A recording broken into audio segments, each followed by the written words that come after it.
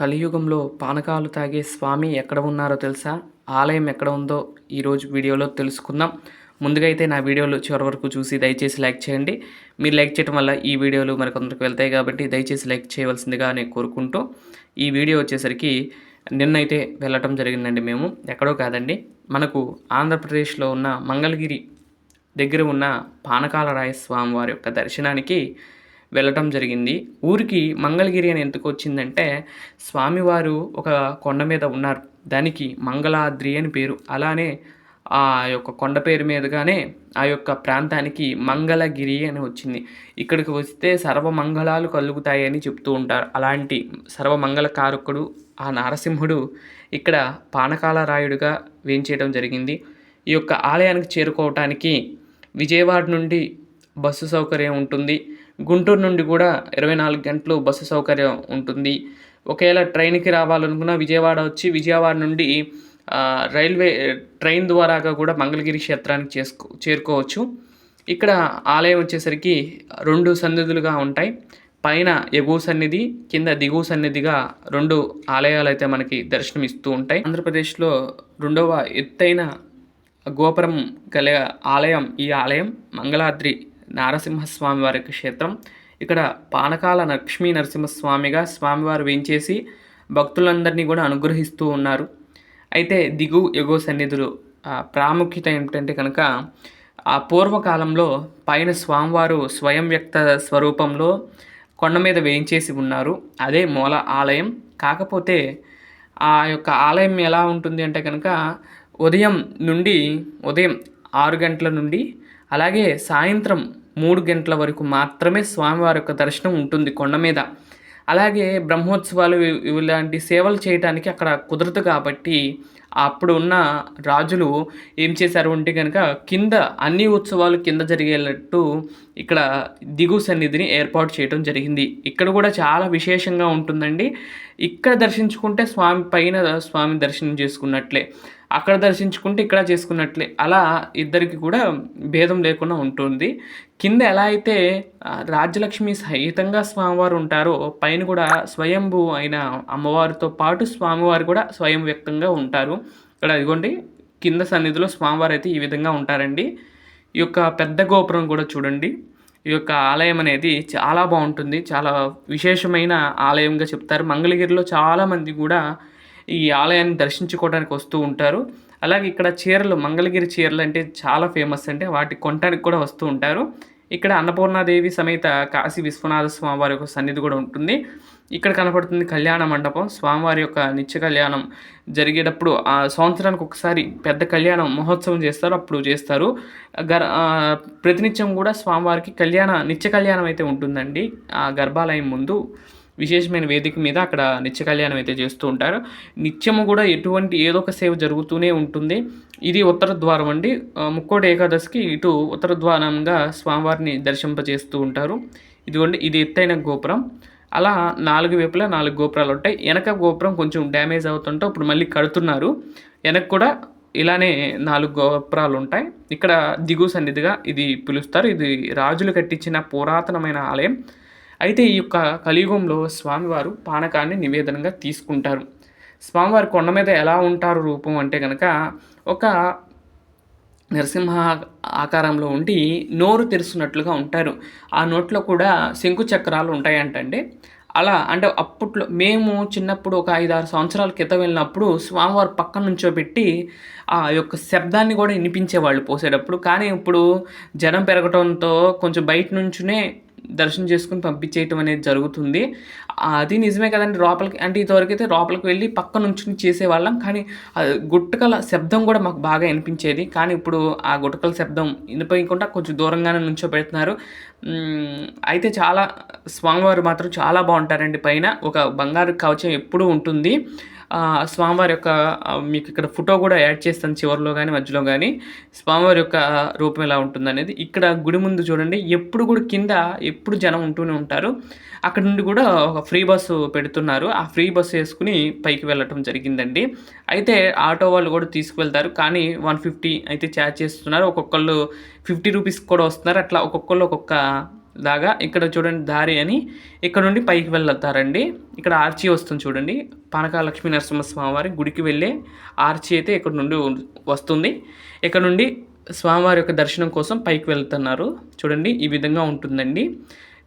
చేనేత వస్త్రాలకు చాలా ఇక్కడ ప్రాధాన్యత ఉంది. ఇక్కడ చాలామందికి ఇళ్ళల్లోనే మగ్గం వర్కులు అయితే చేస్తూ ఉంటారు.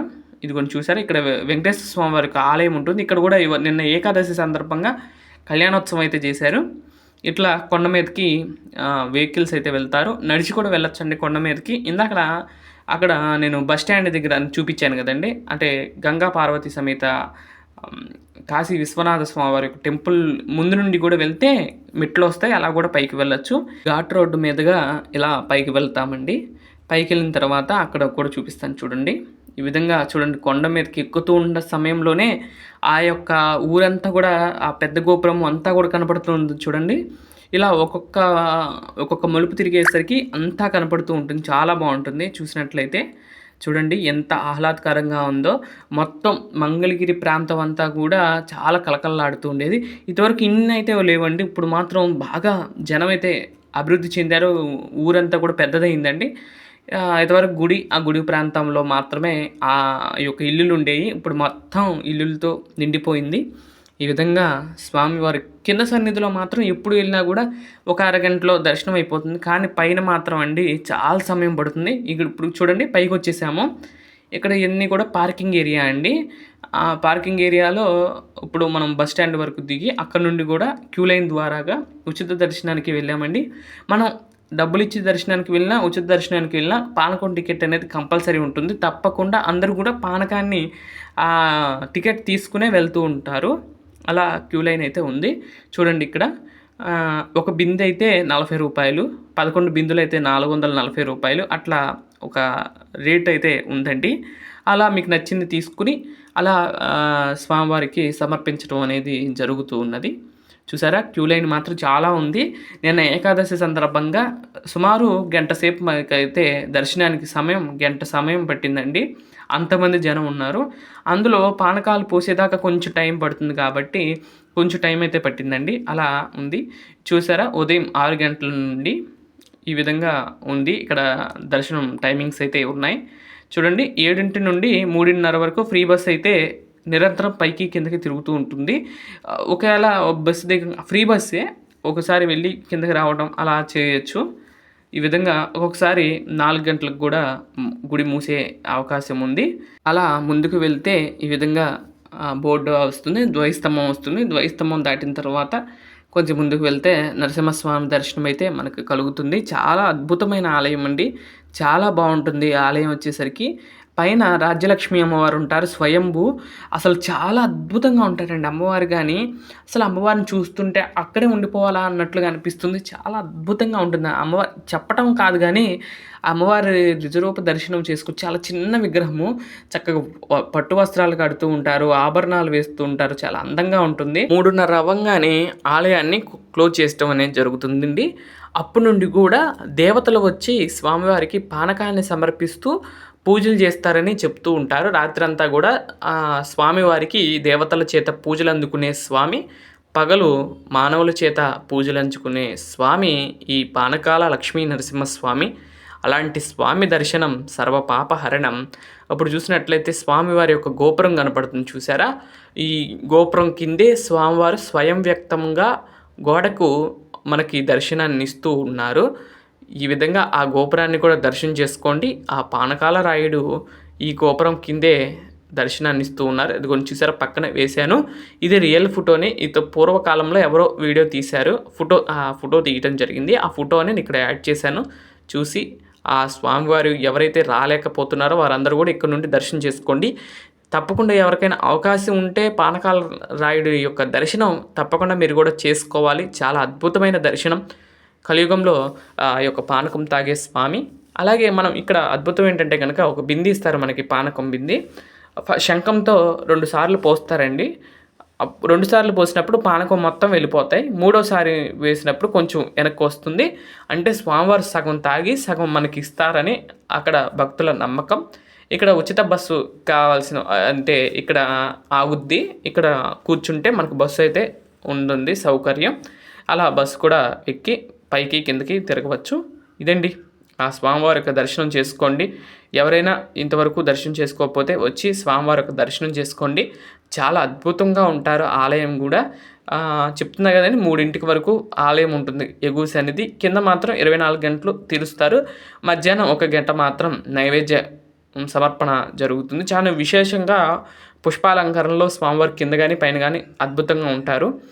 మీరు కూడా ఒక్కసారైనా జీవితంలో స్వామివారికి దర్శనం చేసుకోండి, చాలా బాగుంటుంది. ఇక్కడ రాజ్యలక్ష్మి అమ్మవారి గుడికి వెళ్ళే దావా.